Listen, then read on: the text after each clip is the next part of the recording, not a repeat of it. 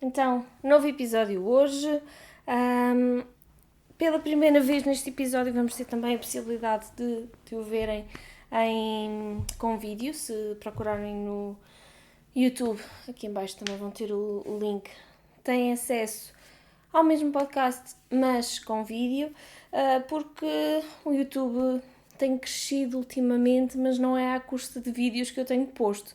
É à custa de pessoas que têm procurado pelos vídeos, que têm procurado pelos tópicos que abordam, que são abordados no YouTube.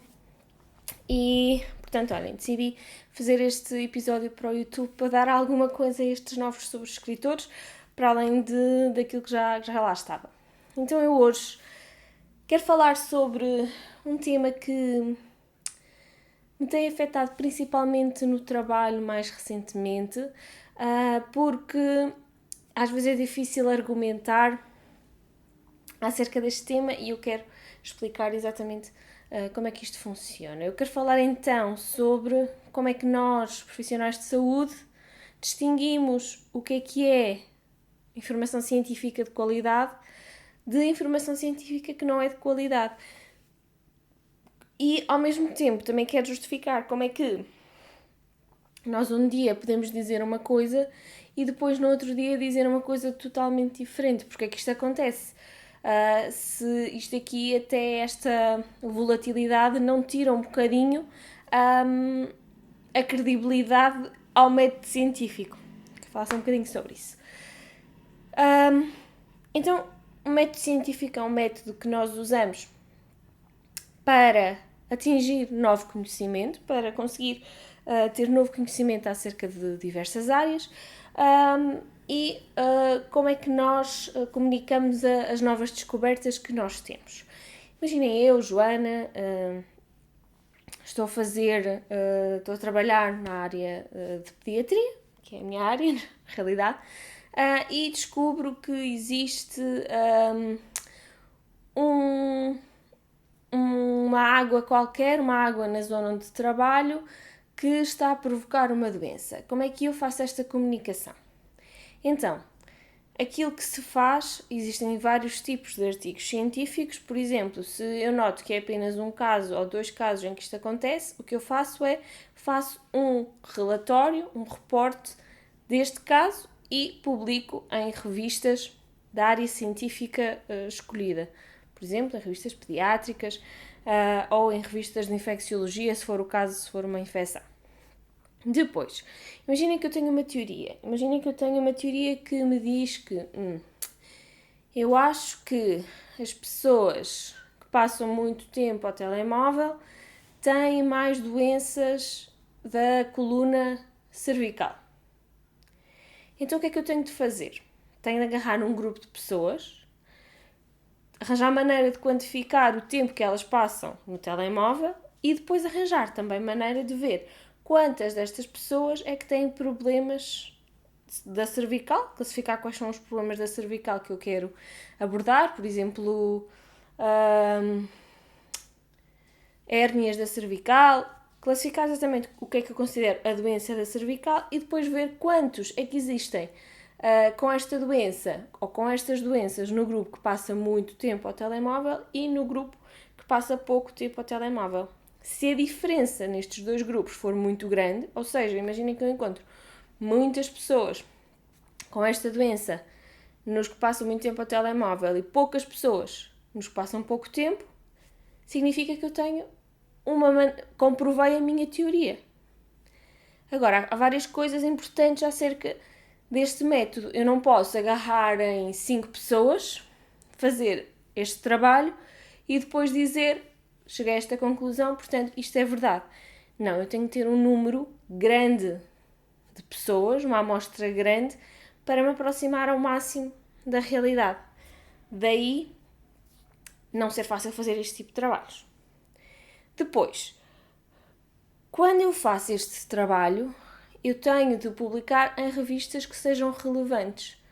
Não é no jornal da freguesia. Tem de ser um jornal científico, reconhecido, que tem revisores que são pessoas reconhecidas naquela área e eu tenho de conseguir convencê-los de que o meu artigo é relevante, é importante e traz algo de novo. Eu também não posso escrever um artigo de qualquer maneira. Um artigo tem que ter vários elementos importantes. Tem que ter um título adequado. Não pode ser tipo clickbait. Tem que ser um título adequado. Eu tenho de me identificar como autora. Tenho de me dizer o meu nome. Tenho de dizer onde é que trabalho. E de que área é que sou. Portanto, tudo o que está ali escrito vai ser atribuído e a responsabilidade é do primeiro autor e de todos os outros. Mas o primeiro autor é aquele que é mais responsável pela investigação. Depois, eu quando faço a apresentação, eu quando publico o meu artigo, tenho de fazer um resumo que explique em poucas palavras aquilo que eu fiz e as conclusões a que eu cheguei. Ou seja, uma pessoa que não tenha muito tempo para ler todo o artigo, tudo aquilo que foi feito, vai ter de conseguir perceber as conclusões a que eu cheguei com base apenas e simplesmente no resumo. Isso também é importante. Depois, eu sou obrigada, como investigadora, como médica, como pessoa que chegou a uma conclusão, de discutir as conclusões a que eu cheguei. Ou seja, nós próprios, os investigadores, os médicos, os enfermeiros, os fisioterapeutas, nós somos obrigados a questionar e a discutir se fez sentido as conclusões em que chegámos, se não fez sentido, se houve erros associados que nós possamos ter cometido. E esta parte é muito importante porque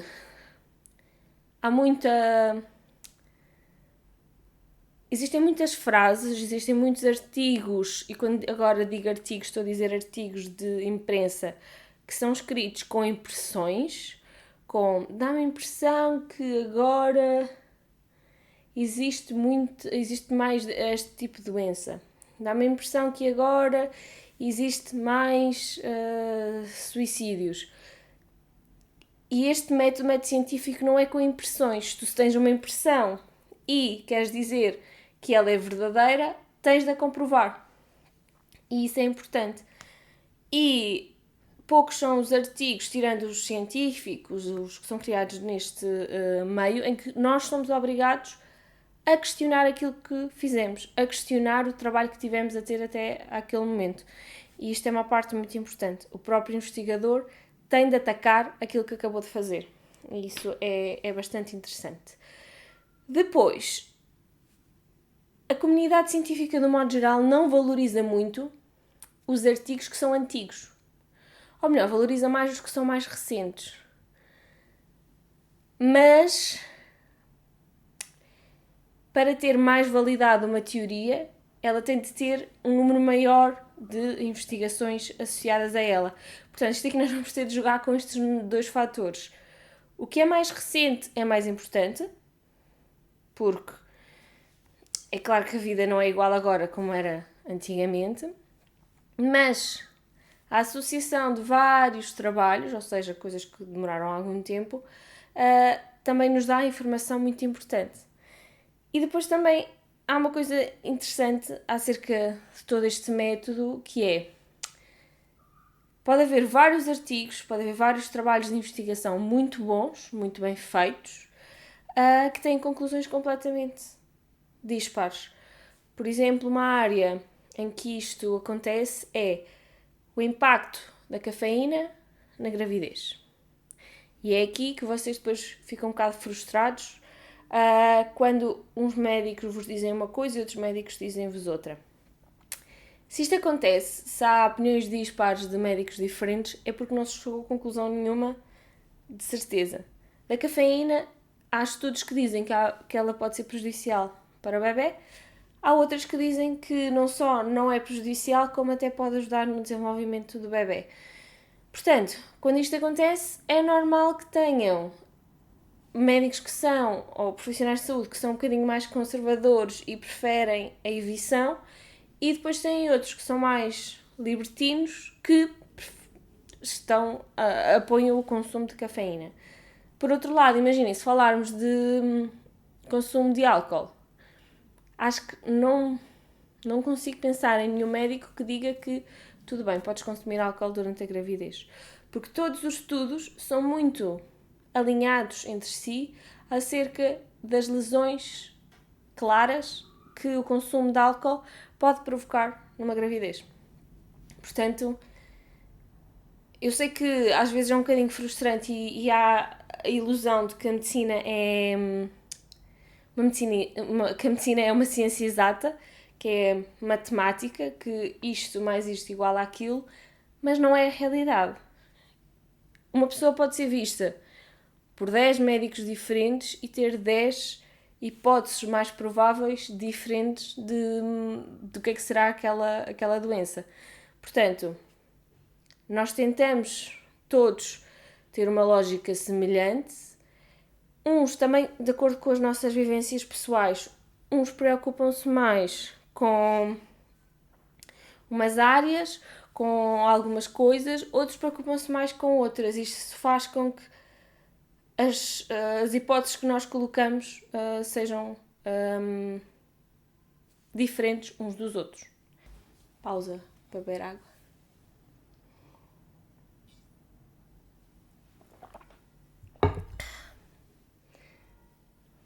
Dito isto, o que é que também é importante abordar e falar acerca deste tema? Eu sei que, primeiro, a acessibilidade a este tipo de artigos é difícil. Eles só existem em algumas revistas específicas, não estão sempre disponíveis na internet, só alguns é que estão disponíveis gratuitamente na internet, até para nós às vezes é um bocadinho difícil de encontrar. E para além disso, são difíceis de interpretar para alguém que não seja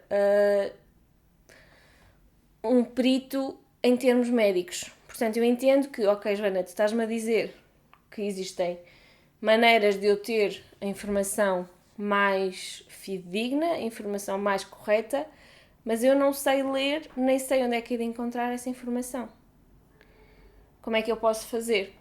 Então, existem alguns sites em português, outros em inglês, que nos ajudam a simplificar e a explicar de uma maneira mais simplista os conceitos. Alguns deles são o Portal da Saúde SNS, tem muita informação que pode ser útil. Pronto, ajuda, eu estou aqui. Depois, existem 2 sites que são de farmacêuticas, na verdade, mas que estão muito simples e que explicam muito bem e que cientificamente estão muito corretos. Um é da MSD Manuais e outro é da Medline Plus. Desculpem que este aqui é mais difícil. Depois, no site da Organização Mundial de Saúde também tem muita informação. Mais aqui na área da sexualidade, a APF Sexualidade também tem muita informação, principalmente sobre métodos contraceptivos, incluindo os métodos contraceptivos de emergência, portanto lá tem bastante informação. Depois, também tem de aprender a distinguir criadores de conteúdo que são fidedignos e criadores de conteúdo que não são fidedignos. Eu, um pequeno viés para as minhas plataformas, mas com licença, um pequeno viés para as minhas plataformas, mas uma coisa que podem aprender a fazer deve ser baseada nisto. É alguém que vos mostra quais são as fontes, ou seja, vos mostra os artigos ou partilha com vocês quais são os artigos em que se basearam para falar nisto, que não são extremamente taxativos naquilo que dizem, que deixam abertura para que as coisas possam mudar, porque é isso que acontece na medicina, as coisas mudam muito facilmente. Outro exemplo muito específico e muito polémico até é acerca, por exemplo, do consumo do ovo. Deve-se consumir ovo, não se deve consumir ovo, ou faz bem ou faz mal. Isto porque sempre que alguém faz um estudo chega a uma conclusão diferente. Portanto, o provável é que o ovo nem faça bem nem faça mal, está ali no meio, deve ser consumido em moderação como todas as outras coisas. Mas é um exemplo muito típico. Portanto, e as pessoas também, estes criadores de conteúdo que vocês podem encontrar e que eu depois vou deixar aqui uma lista na descrição quer do Facebook, quem é que usa Facebook hoje em dia? Quer do YouTube, quer do Spotify, são pessoas que estão dispostas a responder pelas coisas que anunciaram ou defenderam e que são capazes de encontrar sítios que justifiquem aquilo que estão a dizer. Pronto, o Júlio fazer geneira. Pronto, eu entendo que não é fácil propriamente lidar com estas questões e entender como é que isto funciona, mas qualquer dúvida que tenham, nós também, eu e o Júlio, estamos dispostos a explicar melhor. As coisas das nets deste episódio é a polémica, não podia deixar de ser, da final futebol feminino. Única vez que vocês me vão apanhar a falar sobre futebol. Única vez também que o futebol foi interessante. Então, toda a gente sabe, mas para as duas pessoas que estão debaixo de uma pedra e não sabem o que é que se passou, o presidente da Real Federação de Futebol Espanhola, o Rubiales, decidiu na final do Campeonato Mundial de Futebol Feminino, para festejar, dar um beijo na boca a uma das jogadoras, a Jenny Hermoso,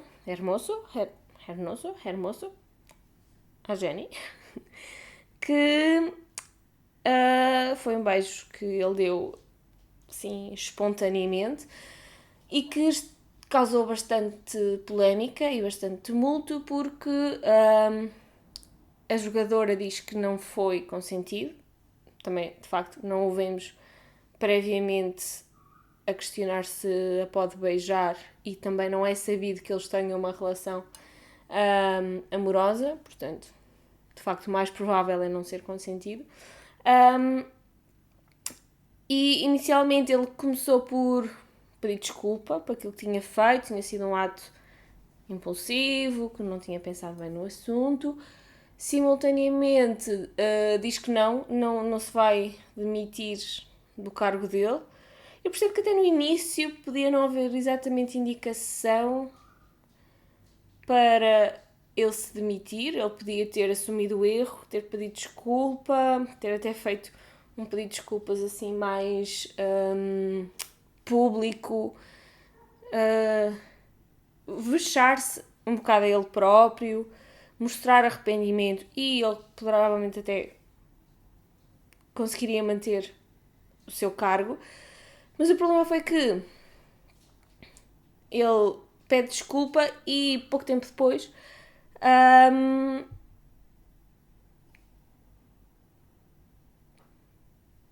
começa a dizer que está a ser perseguido e não se vai demitir, e está a ser perseguido. Depois a federação de que ele é presidente ameaça a jogadora e diz-lhe que ela vai sofrer consequências, assim como todas as outras que a apoiarem, que foi toda a seleção, e depois propagou-se por outras áreas, outras atletas que não só aquelas que foram convocadas para a seleção. E agora, neste momento, até já chegou à parte masculina. E depois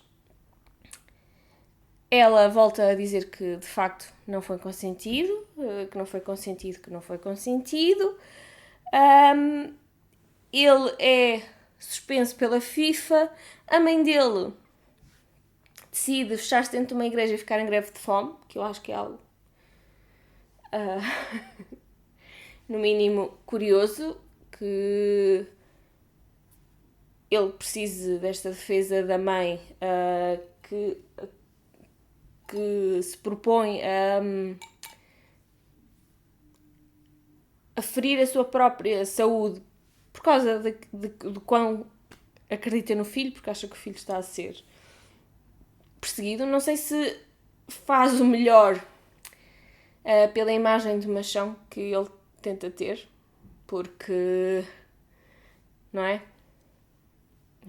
É estranho.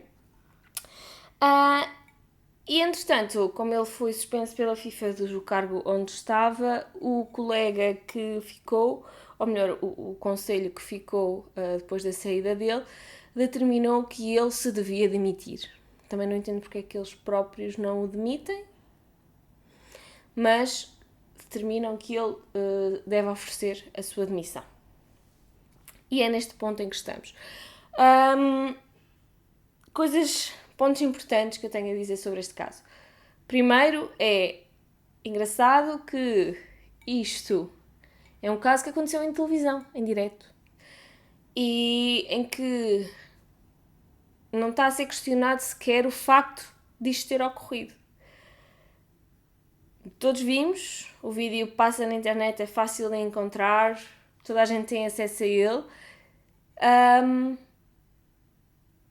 mas mesmo assim está a ser um problema. Mesmo assim está a ser questionado o lado dela, está a ser questionado o lado da Jenny, quando se vê que de facto ele segura na cabeça dela, dá-lhe um beijo e a reação dela é tipo ficar assim com as mãos no ar, abertas, pensar what the fuck é que acabou de acontecer. Portanto, o que é que eu gostava também que fizessem por mim? Que fossem às finais de outras competições em que ele tivesse estado presente e em que Espanha ou uma equipa que ele apoiasse tivesse ganho e que me mostrem a quantos homens é que ele dá um beijo na boca. Porque se ele dá beijinhos na boca a toda a gente, mesmo assim não tinha direito de dar a mais uma pessoa. Mas pelo menos está a tratar os homens como a tratar as mulheres como trataria os homens. O problema é que eu tenho aqui esta crença que ele tem um perfil assim de macho latino, cuja masculinidade não pode ser abalada, e que, portanto, acredita que portanto, tudo o que está abaixo dele está ali para o servir. E depois também há vários comentários nas redes sociais acerca deste tema, claro que isto é sempre. Desperta sempre o que há de melhor e pior dentro de cada um. E há vários comentários a dizer, primeiro, que, claro, por isso é que as mulheres não podem jogar futebol, porque estragam tudo. Porque há um primeiro campeonato de futebol importante a que todos nós estamos atentos, feminino, que teve muitos adeptos e que tinha pessoas a acordar às 7 da manhã para ver os jogos, ficou estragado porque as mulheres estragam tudo. Quando na realidade o que eu acredito é que havia uma coisa boa que as mulheres conseguiram e que um homem conseguiu estragar. Apenas um homem. E, por outro lado, é um bocado... É chato, porque temos de dividir tudo, tem de ficar tudo dividido, os homens têm de ficar do lado deles e as mulheres têm de ficar do lado deles. As pessoas não sabem comportar, não sabem como é que se controlam as coisas. Pronto, é um bocado frustrante, honestamente. Mas a parte que me surpreende mais é mesmo esse facto. É o facto de, pelo menos temos um vídeo, pelo menos estávamos todos a ver ao mesmo tempo, estava toda a gente a ver, e ela não precisa de estar a comprovar que de facto isto aconteceu, porque se isto tivesse acontecido no balneário, num sítio escondido, ia ser tão mais problemático, ia ser extremamente problemático, porque ela não ia conseguir comprovar, e toda a gente chamar-lhe mentirosa, é que mesmo assim chamam-lhe mentirosa, estando o vídeo presente em todo lado. Portanto, é interessante ver que é muito difícil ganhar, não sei se é a palavra certa que eu queria usar, mas é muito difícil ganhar este tipo de discussões, sendo o lado feminino, pelo menos, que é mesmo muito complicado. Vamos passar para as recomendações antes que eu me chateie, me frustre. A primeira coisa que eu quero recomendar é uma série. Quero recomendar a série And Just Like That da HBO, que é basicamente a continuação do Sex and the City. E não vou recomendar por nada de especial. É só porque é aquela que eu estou a ver agora e porque é uma série eu ia dizer leve, mas no primeiro episódio percebem logo que se calhar começa um bocado pesado, mas mais para o leve, e que faz com que nós consigamos desligar um bocadinho a nossa cabeça e só estar a ver a série sem estar a pensar em nada de muito complexo. Ela dá na HBO, acho que é na HBO. Depois, em termos de atividades que eu tenho recomendadas para os próximos dias, até ao próximo episódio, que eu não sei quando será, a Feira do Livro do Porto, que começa hoje, no dia 29 de agosto, já não me lembro quando é que acaba, porque a minha cabeça já não é o que era, mas pronto, as redes têm lá tudo. E em termos de recomendação de páginas a seguir, eu queria deixar uma recomendação de uma página. Esta recomendação é mais para colegas que também sejam médicos, ou melhor, que sejam alunos de medicina. A página é uma página que é muito simpática aqui da nossa página, das minhas partilhas. Chama-se, deixa-me só dizer exatamente direitinho, Doutor Medicino, e ela quem a gera é uma colega também de medicina que dá as dicas todas que são precisas para tu conseguires ter um curso de medicina calmo, tranquilo e sem nada de escapar. Portanto, é essa página que eu sugiro hoje, Doutor Medicino. Os links também vão estar aqui nas descrições. E em termos de perguntas deste mês, havia uma pergunta que eu queria partilhar com vocês. Deixem-me explorar aqui só para não perder. Então, a pergunta que eu queria partilhar com vocês para acabar o episódio era se pode usar o copo menstrual quando se usa o anel vaginal. E esta pergunta por acaso é interessante. Porquê? Vamos pensar aqui. O anel vaginal é um contraceptivo e ele serve para impedir a gravidez. Pouco mais do que isto. Tem outros efeitos associados, claro, mas ele é usado basicamente como prevenção de gravidez. E ele é um dispositivo que é anular e que é introduzido dentro da vagina. O copo menstrual é um dispositivo que é usado quando existe a menstruação para coletar o sangue da menstruação e depois deitá-lo fora. Agora, o que esta pergunta me estava a querer perguntar, redundância, eu sei, era se eles, os dois, eram compatíveis dentro da vagina. Mas uma coisa engraçada é que, quando nós temos o anel vaginal introduzido, nós não estamos a perder sangue, porque está lá o anel vaginal e ele impede que haja a menstruação. Se nós quisermos fazer a semana de pausa que é recomendada, tiramos o anel e aí menstruamos. E então introduzimos o copo vaginal. Portanto, são muito poucos os momentos em que eles os dois correrão o risco de estar os dois dentro introduzidos da vagina. Portanto, no máximo, estamos a falar ali de um dia, ou se calhar meio-dia, em que tu introduzes o anel e ainda tens algumas perdas menstruais que podem ser coletadas pelo copo menstrual. Então, durante este período, podes usar os dois? Eu diria que sim, podes usar. Mas corres o risco de, quando o copo o abre, não ficar bem encostado, não ficar bem fixo e poder haver alguma perda de sangue pelas bordas do copo. Portanto, se calhar, podes usar o copo, mas usa assim um salva-slip ou algo do género para proteger a tua roupa interior, para o caso de ocorrer isto e haver uma fuga pela borda do copo. Mas, em termos de haver mesmo um problema, um estragar outro, creio que não há problema nenhum e que podes usar os dois ao mesmo tempo sem qualquer tipo de problema. Mas foi uma pergunta interessante. Uma pergunta bastante interessante. E eu espero que surjam mais. Se quiserem deixar dúvidas agora no Spotify, isto já me deixa criar perguntas, vai estar lá, e no YouTube nos comentários.